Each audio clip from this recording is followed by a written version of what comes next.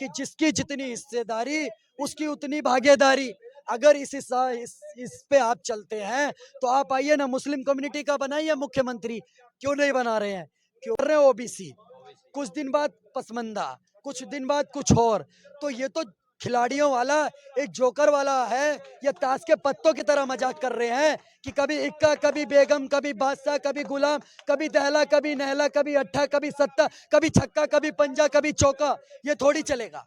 अच्छा, एक सुनिए, विकास की बात कौन कर रहा है? वो चिरकुट तेजस्वी यादव, जो इंफ्रास्ट्रक्चर को इंफ्रास्ट्रक्चर कहता है, वो विकास की बात कर रहा है। तेजस्वी यादव 9वीं फेल उप मुख्यमंत्री आज देश में विकास की बात करता है। बहुत हास्यास्पद है ये। चारा चोर ने एक जाति जनगणना करवाई है, जो कि चारा चोर व्यक्ति माननीय लालू प्रसाद यादव जी के सुपुत्र तेजस्वी यादव जी एक जाति जनगणना कराते हैं, जिसमें बिहार के लोग कह रहे हैं हमारे दरवाजे पर कोई जाति जनगणना के लिए नहीं आया। फिर भैया 500 करोड़ की कौन सी आपने जाति जनगणना करा दी?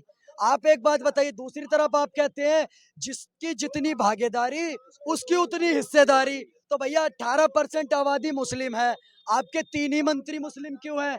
सबसे ज्यादा विधायक मुस्लिम होने चाहिए, क्यों नहीं बताते? दूसरे नंबर पर आता है जिसकी जितने दावेदारी उसकी उतनी हिस्सेदारी।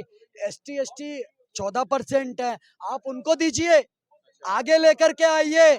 लेकिन नहीं, सारे विधायक यादव हैं, आपका मुख्यमंत्री उप मुख्यमंत्री यादव है। अरे भैया काहे को? आज तक आपने लालू प्रसाद यादव के मुंह से सुना है कि तेजस्वी यादव के अलावा कोई मुख्यमंत्री बनेगा?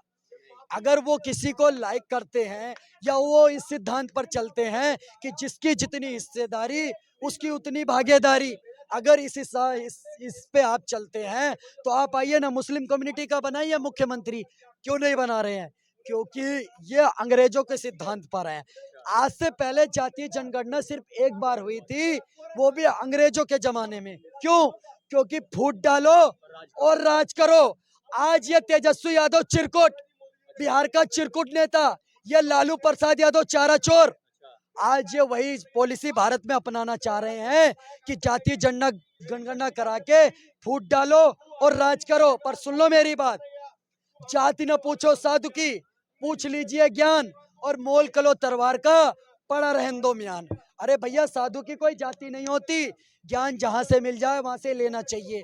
तेजस्वी यादव कौन है बताने वाले कि दलित कौन है, पिछड़ा कौन है, अति पिछड़ा कौन है? अभी इससे पहले SC ST के बारे में बात कर रहे थे, अब उनको पीछे छोड़ दिया। क्या सारे ST ST अपने आप में परिपक्व हो गए? उनको सारे अधिकार मिल गए? पर उनको अब सबने साइड कर दिया। अब बात किसकी कर रहे हैं? OBC। कुछ दिन बाद पसमंदा, कुछ दिन बाद कुछ और। तो ये तो खिलाड़ियों वाला, एक जोकर वाला है।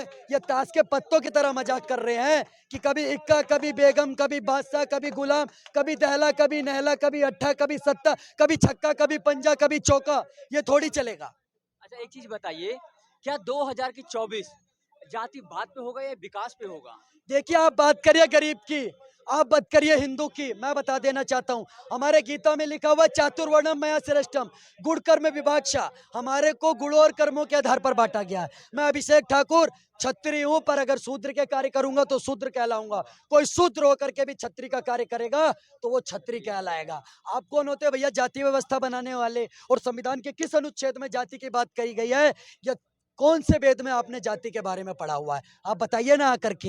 ये हिंदुओं को मत बांटो, और देश के हिंदुओं सुन लो कान खोल करके, कंधों से ऊंची छाती नहीं होती और धर्म से ऊंची जाति नहीं होती। और दीपक नहीं होगा तो बाती क्या क्या करोगे? सनातन और हिंदू धर्म नहीं रहेगा तो जाति क्या क्या करोगे? तो आप जो कह रहे हो, उनका जो दावा है, कह रहे हैं हम किसी जात को दबाना नहीं चाह रहे, हम तो एक विकास की बात कर रहे हैं जिसके जितने सुनिए, उसकी उतनी विकास की हिस्सेदारी। बात कौन कर रहा है? वो चिरकुट तेजस्वी यादव, जो इंफ्रास्ट्रक्चर को इंफ्रास्ट्रक्चर कहता है।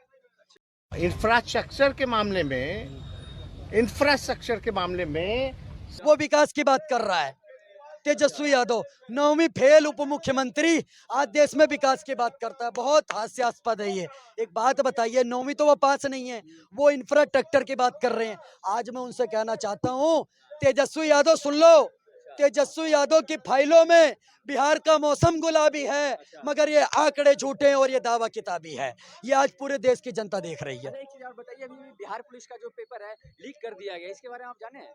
देखिए, मैं आपको बता रहा हूँ, जहाँ चारा चोरी होगी, जहाँ सारे घोटाले होंगे, जहाँ सारे भ्रष्टाचारी सम्मेलन होंगे, वहाँ ये घोटालेबाजी चोरी आम बात है। आप एक बात बताइए, नेताजी का भाषण था, तुम मुझे खून दो मैं तुम्हें आजादी दूंगा, और चारा चोर के बेटे तेजस्वी यादव का नारा है, तुम मुझे जमीन दो मैं तुम्हें नौकरी दूंगा।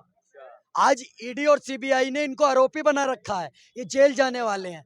ये लोग बात करेंगे बिहार के विकास की, बिहार को जाति में बांटने का काम करा इन लोगों ने। अच्छा, अगर जातिवाद से हट के अगर दिल्ली हम आते हैं, बिहार से अगर दिल्ली आते हैं, तो इंडिया गठबंधन के ही एक शामिल मेंबर अरविंद केजरीवाल, जो अपने आप को एक कट्टर ईमानदार कहते हैं, कल उनका एक मंत्री गिरफ्तार हुए हैं, पता है ना आपको, संजय सिंह। वो कह रहे हैं कि मोदी जी डर गए हैं, इस कारण वो गिरफ्तार करवा रहे हैं, एक एक व्यक्ति को गिरफ्तार करवा रहे हैं डर के मारे। चोर की दाढ़ी में तिनका, इनके शराब मंत्री वो जेल में, इनके मसाज मंत्री वो जेल में, अब इनके जो शराब मंत्री के दोस्त थे वो भी जेल में।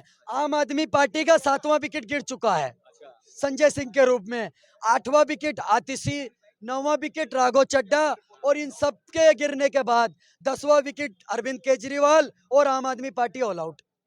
पर वही उनका कह रहे हो तो दबाए जा रहे हैं, जबरदस्ती गिरफ्तार किया जा रहा है, ऐसा कुछ भी नहीं है जो वो बता रहे हैं, उनमें फंसाया जा रहा है क्योंकि पॉलिटिकल पावर है उनपे और केंद्र में बैठे हैं, इस कारण उन्हें दबाया जा रहा है। आप घोटाला करेंगे, शराब घोटाला करेंगे, आप 30 लाख रुपए लेंगे, ईडी आपके ऊपर शिकंजा कसेगी, फिर आपको फंसाया जा रहा है, तो सुप्रीम कोर्ट में सबूत दीजिए, जमानत लीजिए। मना करा आपको किसी ने? देश में सबसे बड़ा सर्वोच्च न्यायालय, सब उसका सम्मान करते हैं, आप कीजिए ना, क्यों नहीं कर रहे? क्यों जमानत नहीं मिल रही मनीष सिसोदिया को? क्यों जमानत नहीं मिल रही सत्येंद्र जैन को? बताइए क्या नारा है इनका? बिजली पानी माफ, दारू पी के दिल्ली साफ, एक के साथ एक दारू फ्री, ये भगत सिंह चाहते थे क्या? बताइए। तो आपने उनका देखा होगा, जब वो उन्हें गाड़ी में बैठाया जा रहा है तो वो ऐसे हाथ हिलाते हुए बैठ रहे थे जैसे कोई क्रांतिकारी जा रहे हो। देखिए कोई क्रांतिकारी नहीं है, ये बड़े उठाई गिरे और चोर हैं, और इनकी सिर्फ एक सजा है, केजरीवाल की पार्टी की एक दवाई, इनको वोट की चोट दो और इनको समेट दो, बस। 450 पार, अब की बार 450 पार, और फिर से एक बार मोदी जी की सरकार। लगे रहो मोदी जी, नमो नमो होगा 2024 में। जी पत्रकार महोदय।